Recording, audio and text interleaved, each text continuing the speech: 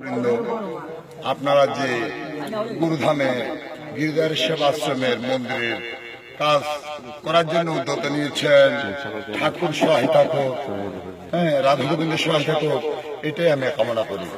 জয় রাধে, জয় গিরিধা। আর কিছু বলেন, উনি একটু পাশে থাকবে। আচ্ছা মাতাজিরা কেন দেন? আচ্ছা উনি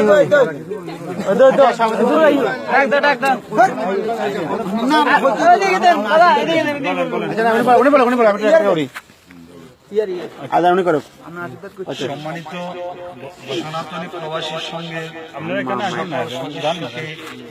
আমি উদ্দেশ্য করে বলছি, প্রবাসী আমার এই পর্যন্ত আমি অনেক দেখেছি। আপনাদের মতো উদারিত মন সনাতনের প্রতি, একটা গুরু দেবের প্রতি এত আন্তরিকতা, এত দান আমি আমার এই বয়সে কোনোদিন দেখিনি।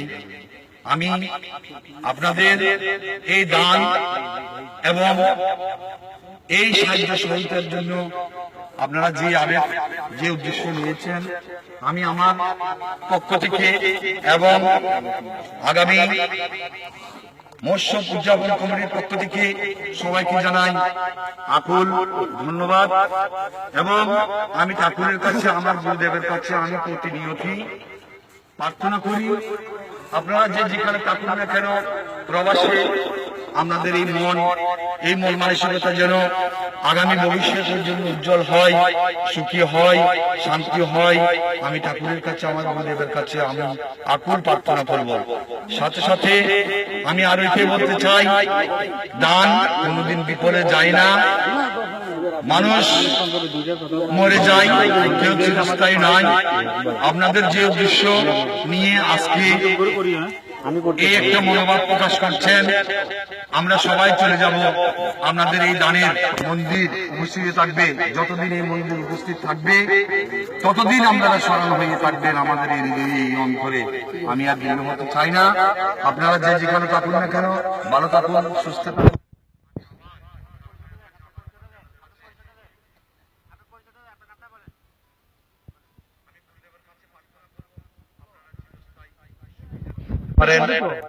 আমাকে হয়তো কেউ ছিলেন না, আমি এই গুরুদানের জন্য প্রথম আসি এবং সবাই সহযোগিতা নিয়ে সবার একমত প্রকাশ করে যে উদ্দেশ্য পালন করতে যাচ্ছি, সেটা হলো আমার মনের বাসনা।